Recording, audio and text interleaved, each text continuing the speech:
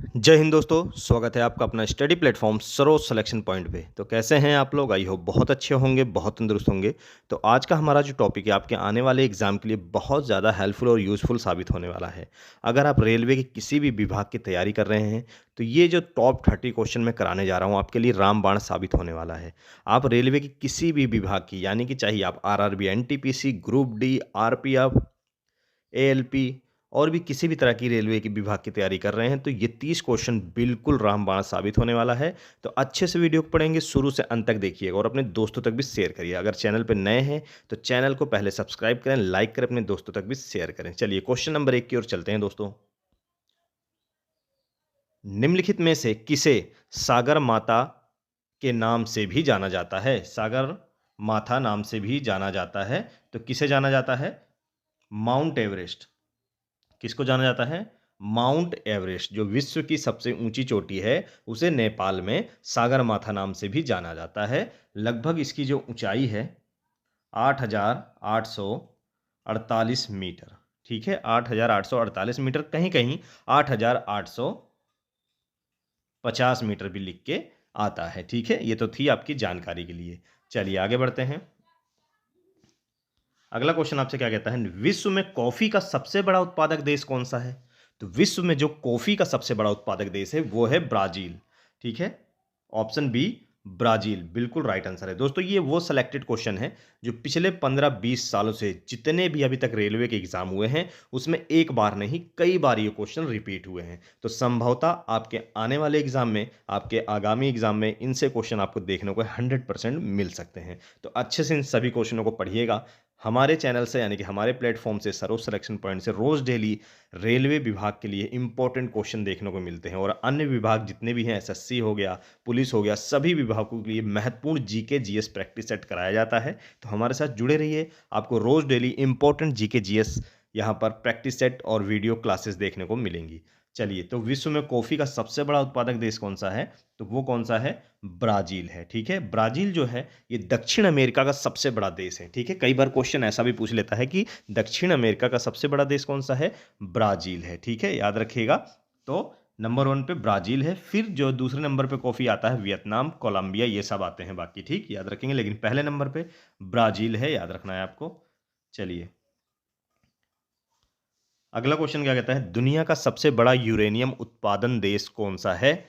दुनिया का सबसे बड़ा यूरेनियम उत्पादक देश कौन सा है? तो याद रखेंगे, जो यूरेनियम का सबसे बड़ा भंडारण करता है वो क्या कौन सा करता है दोस्तों? इसका राइट आंसर क्या होगा? तो याद रखेंगे, इसका जो राइट आंसर होगा वो होगा कजाकिस्तान। ऑप्शन बी बिल्कुल राइट आंसर है। मोस्ट इंपॉर्टेंट क्वेश्चन है, वेरी वेरी इंपॉर्टेंट, कई बार पूछा गया है। ऑप्शन बी कजाकिस्तान बिल्कुल राइट आंसर है। कजाकिस्तान की राजधानी कोई जानता होगा तो कमेंट बॉक्स में अपना आंसर दे सकते हैं। कजाकिस्तान की राजधानी क्या होगी? चलिए मैं आप लोगों को बता देता हूं। तो कजाकिस्तान की जो राजधानी होती है वो क्या है? अस्ताना। ठीक है, नोट डाउन करिएगा, कई बार राजधानियां भी आपसे पूछ सकता है। ठीक है, इसीलिए मैं बहुत ही डीपली तरीके से हर एक पॉइंट आपको क्लियर कर रहा हूं। चलिए आगे बढ़ते हैं। अगला क्वेश्चन क्या कहता है? विश्व का प्रथम कागजी मुद्रा जारी करने वाला देश कौन सा है? यानी कि जो कागज के नोट होते हैं, तो वो कौन सा देश था जिसने सबसे पहले ये नोट जारी किए थे? तो ये था चीन। ठीक है, ऑप्शन बी, चीन ने सबसे पहले कागजी मुद्रा जारी की थी। ठीक है, लगभग ये 7वीं शताब्दी में ये जारी किया गया था। उस समय चीन में तांग और सोंग इनका राजवंश था। ठीक है, उस समय ये सिक्के जारी किए गए थे। सिक्के सॉरी, ये नोट जारी किए गए थे, कागज के मुद्रा जारी की गई थी। अगला, जापान की मुद्रा का क्या है? यानी कि जापान की मुद्रा को क्या कहते हैं? तो एन कहते हैं। ठीक है, याद रखेंगे, ये भी क्वेश्चन कई बार पूछा है, SSC plus police plus railway, इन सभी एग्जामों में ये सब क्वेश्चन बहुत ही ज्यादा पूछे जा रहे हैं। ठीक है, जापान की मुद्रा क्या नाम है? एन। चलिए आगे बढ़ते हैं। अगला क्वेश्चन कहता है विश्व का सबसे बड़ा डेल्टा कौन सा है? Most important. तो विश्व का जो सबसे बड़ा डेल्टा है वो क्या है? गंगा ब्रह्मपुत्र डेल्टा। ठीक है, गंगा ब्रह्मपुत्र डेल्टा। अब कई बच्चे इसमें कंफ्यूज होंगे कि हमने तो कई बुकों में पढ़ा हुआ है कि सुंदरवन डेल्टा जो है वो विश्व का सबसे बड़ा डेल्टा है। ठीक है, तो दोस्तों गंगा ब्रह्मपुत्र नदी पर ही बना हुआ है। ठीक है, नदी पर ही है सुंदरवन डेल्टा। तो गंगा ब्रह्मपुत्र डेल्टा को, और दूसरा नाम इसका है सुंदरवन डेल्टा, कहीं कहीं सुंदरवन डेल्टा भी इसी को ही कहा जाता है, ठीक है, इसी को ही सुंदरवन डेल्टा भी कहा जाता है। तो इसमें कंफ्यूज नहीं होंगे आप लोग, ठीक है। याद रखिएगा ये दुनिया का सबसे उपजाऊ क्षेत्र में से एक माना जाता है सुंदरवन, ठीक है, गंगा ब्रह्मपुत्र डेल्टा, याद रखिएगा। चलिए आगे बढ़ते हैं। अगला क्वेश्चन कहता है विश्व में कौन सा देश जूट का सबसे बड़ा उत्पादक है? तो जूट का जो सबसे बड़ा उत्पादक देश है वो है भारत, ठीक है, ऑप्शन सी भारत है। याद रखेंगे भारत जूट का सबसे बड़ा उत्पादक देश है। और भारत में कहां पर? पश्चिम बंगाल में, ठीक है। दूसरे नंबर पे कौन आता है? बांग्लादेश आता है। फिर तीसरे पे चीन आता है, ठीक है। चलिए आगे बढ़ते हैं। अगला क्वेश्चन क्या कहता है भारत के किस पड़ोसी देश की आधिकारिक भाषा मंदारिन, ठीक है, मंदारिन है? तो कौन से देश की? तो याद रखेंगे भारत का पड़ोसी देश चीन, ठीक है। चीन की जो आधिकारिक भाषा है वो क्या है? मंदारिन, ठीक है। याद रखिएगा क्या है? मंदारिन है। ये कैसी भाषा है? ये तिब्बती, चीनी और यानी कि चीन और तिब्बती की पारिवारिक भाषा है, ठीक है। याद रखेंगे भाषा परिवार है इसका। चलिए आगे बढ़ते हैं। अगला क्वेश्चन कहता है म्यांमार की मुद्रा को क्या कहते हैं? म्यांमार की मुद्रा को क्या कहते हैं? तो याद रखिएगा इसका जो राइट आंसर होगा दोस्तों क्या होगा? म्यांमार कयात, ठीक है, ऑप्शन सी बिल्कुल राइट आंसर है। क्या होगा? कयात, ठीक है। याद रखिएगा इसका राइट आंसर होगा कयात। तो म्यांमार की राजधानी कोई जानता है? चलिए कमेंट बॉक्स में जल्दी से आंसर दे दिया करिए अगर आप इसका राजधानी जानते हैं तो। चलिए मैं आप लोगों को बता देता हूं। तो म्यांमार की जो मुद्रा है वो क्या है? कयात, ठीक है। कोई बच्चा ये जानता है कि म्यांमार को पहले किस नाम से जाना जाता था? तो आपने सुना होगा बर्मा, बर्मा नाम से भी इसको पहले जाना जाता था, ठीक है। याद रखेंगे। पर वर्तमान समय में इसकी जो राजधानी है म्यांमार की वो क्या है? नेपी, नोट डाउन कर लीजिएगा, नेपी ताओ, ठीक है। वर्तमान समय में नेपी ताओ इसकी राजधानी है और कयात इसकी मुद्रा है, याद रखिएगा। चलिए अगला क्वेश्चन कहता है भारत के पड़ोसी देश भूटान की आधिकारिक भाषा कौन सी है? भारत के पड़ोसी देश भूटान की आधिकारिक भाषा कौन सी है? तो इसका जो राइट आंसर होगा वो क्या होगा? जोंग खा, ऑप्शन बी बिल्कुल राइट आंसर है। जोंग खा जो है वो क्या है? भूटान की आधिकारिक भाषा है। और भूटान की राजधानी की बात की जाए तो कौन सी है दोस्तों? थिम्पू, ठीक है, कई बार ये भी पूछा गया है। थिम्पू जो है वो भूटान की राजधानी है। चलिए अगला क्वेश्चन आपसे कहता है न्यूयॉर्क शहर किस नदी के मुहाने पर स्थित है? तो न्यूयॉर्क जो शहर है वो है हडसन नदी, ठीक है, ऑप्शन सी बिल्कुल राइट आंसर है। न्यूयॉर्क शहर जो है वो हडसन नदी के मुहाने पर स्थित है। चलिए आगे बढ़ेंगे। अगला क्वेश्चन कहता है किस देश को सफेद हाथी की भूमि कहा जाता है? तो सफेद हाथी सबसे ज्यादा कहां पाए जाते हैं? तो ये पाए जाते हैं थाईलैंड में। तो थाईलैंड को सफेद हाथी की भूमि भी कहा जाता है, ऑप्शन सी 100% राइट आंसर है। चलिए तो यहां देखेंगे आप, तो कोई बच्चा जानता है कि थाईलैंड की जो है, आपका आंसर क्या था? सफेद हाथी कहा, सफेद हाथी की भूमि थाईलैंड को कहा जाता है। तो इसकी राजधानी, ठीक है, तो राजधानी बताइएगा। एक पॉइंट और था बहुत ही इंपॉर्टेंट, बताना भूल गया था, इसीलिए मैं पीछे आया हूं दोबारा क्वेश्चन की तरफ। तो यहां पर ये देखिएगा जो थाईलैंड है, ठीक है, थाईलैंड है वो सफेद हाथियों की भूमि भी कहा जाता है। और इसकी राजधानी क्या है? बैंकॉक। क्या है दोस्तों? बैंकॉक। और एक चीज और बहुत ही इंपॉर्टेंट पॉइंट है, ये क्वेश्चन 100% आपसे पूछ सकता है जो मैं पॉइंट बताने जा रहा हूं। विश्व का सबसे ज्यादा या सबसे बड़ा रबड़ उत्पादक देश कौन सा है? कौन सा? रबड़, रबड़ उत्पादक देश कौन सा है दोस्तों? तो ये भी थाईलैंड ही है, ठीक है। याद रखिएगा थाईलैंड ही रबड़ का सबसे बड़ा उत्पादक देश है पूरे विश्व में, ठीक है। इसलिए मैं वापस आया इस क्वेश्चन की तरफ आपको मोस्ट इंपॉर्टेंट पॉइंट बताने के लिए, ठीक है, याद रखिएगा। चलिए अब आगे बढ़ते हैं अगले क्वेश्चन की ओर। अगला क्वेश्चन क्या कहता है अंतरराष्ट्रीय सौर संगठन का मुख्यालय कहां पर है? अंतरराष्ट्रीय सौर संगठन का मुख्यालय कहां पर है? तो इसका जो राइट आंसर होगा क्या होगा? गुरुग्राम भारत, ठीक है, गुरुग्राम भारत। तो गुरुग्राम कहां पर है? हरियाणा में, ठीक है, भारत के हरियाणा राज्य में है, याद रखिएगा। चलिए आगे बढ़ते हैं। अगला क्वेश्चन क्या कहता है विश्व का सबसे छोटा महासागर कौन सा है? तो विश्व का जो सबसे छोटा महासागर है कौन सा है? आर्कटिक महासागर, ठीक है। और सबसे बड़ा और गहरा कौन सा है दोस्तों? तो वो है प्रशांत महासागर, सबसे गहरा, ठीक है, याद रखिएगा। चलिए आगे बढ़ते हैं। अगला क्वेश्चन आपसे कहता है डिस्कवरी ऑफ इंडिया पुस्तक के लेखक कौन है? तो डिस्कवरी ऑफ लेखक पुस्तक के हैं, डिस्कवरी ऑफ इंडिया पुस्तक के लेखक हैं पंडित जवाहरलाल नेहरू, यानी भारत के प्रथम प्रधानमंत्री पंडित जवाहरलाल नेहरू हैं। ठीक है, आपका ऑप्शन बी बिल्कुल राइट आंसर है। चलिए अगला क्वेश्चन आपसे क्या कहता है, संविधान का एक मुख्य उद्देश्य सरकार की संरचना और डैश के साथ उसके संबंध को परिभाषित करता है। तो संरचना और किसके साथ?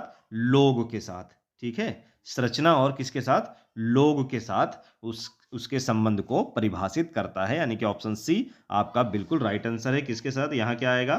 लोग के साथ। ठीक है, याद रखिएगा। चलिए अगले क्वेश्चन की ओर चलेंगे। अगला क्वेश्चन क्या कहता है, राजहंस पर्व किस भारतीय राज्य में मनाया जाता है? तो राजहंस पर्व किस भारतीय राज्य में मनाया जाता है? इसका राइट आंसर क्या होगा? तो याद रखेंगे आंध्र प्रदेश। ऑप्शन डी आंध्र प्रदेश बिल्कुल राइट आंसर है। ठीक है, याद रखिएगा। ये पक्षी अभ्यारण्य में जो पर्यटन आते हैं उनको बढ़ावा देने के लिए ये पर्व मनाया जाता है। ठीक है, ठंडियों के मौसम में। चलिए आगे बढ़ते हैं। अगला क्वेश्चन क्या कहता है, फतेहपुर सिकरी को डैश द्वारा मुगल साम्राज्य की राजधानी के रूप में स्थापित किया गया था? किसके द्वारा? कौन था वो मुगल शासक? वो था अकबर।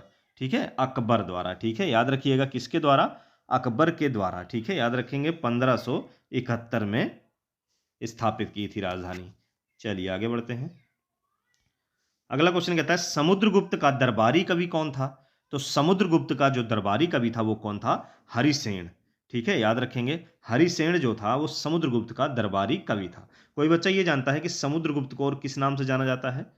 तो याद रखेंगे दोस्तों, भारतीय नेपोलियन के नाम से भी इनको जाना जाता है। ठीक है, याद रखेंगे क्या? भारतीय नेपोलियन नाम से भी इनको जाना जाता है समुद्रगुप्त को। चलिए अगला क्वेश्चन। अगला क्वेश्चन कहता है कौन सा राज्य म्यांमार के साथ अपनी सीमा साझा नहीं करता है? तो कौन सा राज्य है? तो वो है ऑप्शन डी सिक्किम। सिक्किम राज्य जो है वो म्यांमार के साथ अपनी सीमा साझा नहीं करता है। याद रखेंगे ऑप्शन डी बिल्कुल राइट आंसर है। चलिए अगला क्वेश्चन क्या कहता है, किस वेद में सबसे प्राचीन वैदिक युग की संस्कृति के बारे में जानकारी दी गई है? तो कौन सा वेद है? वो है ऑप्शन ए ऋग्वेद है। ठीक है, याद रखेंगे। चलिए अगला क्वेश्चन। अगला क्वेश्चन क्या कहता है, निम्नलिखित में से कौन सा एक हड़प्पा सभ्यता नहीं था? यानी कि हड़प्पा सभ्यता का स्थान नहीं था। कौन सा? मेहरगढ़। ठीक है, याद रखेंगे लोथल, धोलावीरा और सोतका को ये सभी था, पर मेहरगढ़ नहीं था। याद रखेंगे। चलिए आगे बढ़ते हैं। अगला क्वेश्चन कहता है पोतगाह जिसे गोदी बाड़ा सिंधु घाटी सभ्यता के निम्नलिखित में से किस स्थान पर पाया गया था? तो किस स्थान पर पाया गया था? तो इसका जो राइट आंसर होगा वो होगा लोथल। ठीक है, लोथल क्या है? ये बहुत ही महत्वपूर्ण बंदरगाह था। ठीक है, हड़प्पा सभ्यता का क्या था? ये बंदरगाह था। ठीक है, याद रखिएगा। चलिए आगे बढ़ते हैं।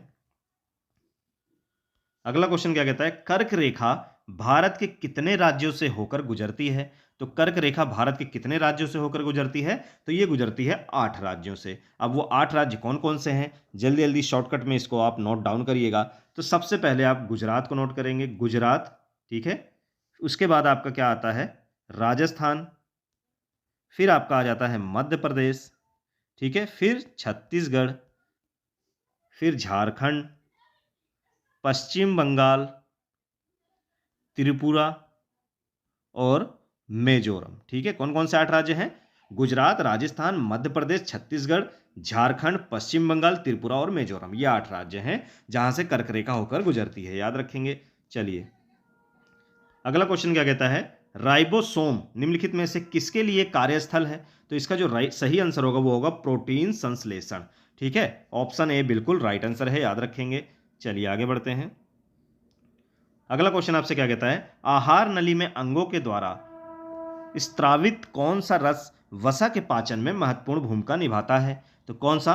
पित्त रस और अग्नाशयी रस। ऑप्शन सी बिल्कुल राइट आंसर है। सभी क्वेश्चन बार बार पूछे गए हैं रेलवे के एग्जाम में, 100% ये क्वेश्चन बार बार रिपीट हुए, संभवतः आगे भी आपको देखने को मिलेंगे। ठीक है, तो ऑप्शन सी बिल्कुल राइट आंसर है।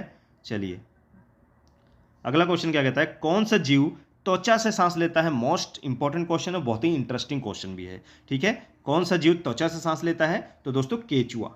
ठीक है, केचुआ ऐसा जीव है जो त्वचा से सांस लेता है। एक और जीव है, ठीक है, 2 जीव हैं और कौन सा है, मेंढक, याद रखिएगा मेंढक। मेंढक भी जो है वो क्या है, त्वचा से ही सांस लेता है, ठीक है, याद रखिएगा। चलिए आगे बढ़ते हैं। अगला क्वेश्चन कहता है इनमें से क्या रक्त स्कंद में सहायक नहीं होता, यानी कि रक्त का थक्का भी इसको कहा जाता है, तो कौन सा है, विटामिन के, ठीक है। ऑप्शन सी आपका 100% राइट आंसर है, क्या होगा, विटामिन के, बिल्कुल राइट आंसर है, याद रखेंगे।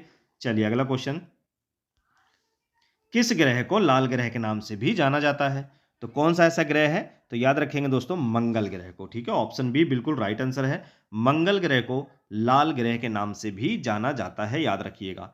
चलिए आगे बढ़ते हैं। चलिए हमारा आखिरी क्वेश्चन क्या कहता है, डायनामाइट के आविष्कारक निम्नलिखित में से कौन है, तो डायनामाइट के जो आविष्कारक हैं वो कौन थे, अल्फ्रेड नोबल। ऑप्शन सी बिल्कुल राइट आंसर है। अल्फ्रेड नोबल के बारे में आप लोग जानते होंगे, इन्हीं की स्मृति में यानी कि 10 दिसंबर 1896 में इनकी मृत्यु हो गई थी, और हर वर्ष 10 दिसंबर को नोबल पुरस्कार दिया जाता है, ठीक है। अनाउंसमेंट अक्टूबर में हो जाता है, अक्टूबर नवंबर में, सितंबर अक्टूबर में, पर दिया हमेशा 10 दिसंबर को ही जाता है, ठीक है, प्रतिवर्ष, ठीक है, याद रखिएगा। और क्या दिया जाता है, नोबल पुरस्कार। तो इन्हीं की स्मृति में, इन्हीं की याद में 1901 से नोबल पुरस्कार दिया जाता है, ठीक है, जो विश्व का सबसे बड़ा पुरस्कार माना जाता है, ठीक है, याद रखिएगा। तो ये थे दोस्तों टॉप 30 क्वेश्चन आपके आने वाले एग्जाम के लिए मोस्ट इंपॉर्टेंट। अच्छे से रटिएगा दोस्तों, ये क्वेश्चन बार बार रिपीट होते हैं, एक बार नहीं दोस्तों, ये कई बार रिपीट हो चुके हैं, संभवतः आने वाले एग्जाम में आपको देखने को मिल सकते हैं। क्वेश्चन कैसा लगा हो, अच्छा लगा हो, तो प्लीज लाइक जरूर करिएगा, कमेंट करिएगा, और अपने दोस्तों तक भी शेयर करिए, ताकि उनको भी इंपॉर्टेंट टॉपिक का हेल्प मिल सके। हमारे साथ ऐसे जुड़े रहिए, रोज डेली मोस्ट इंपॉर्टेंट टॉपिक लेके आते रहेंगे। चलिए फिर मिलेंगे नेक्स्ट वीडियो में मोस्ट इंपॉर्टेंट टॉपिक के साथ, तब तक जय हिंद।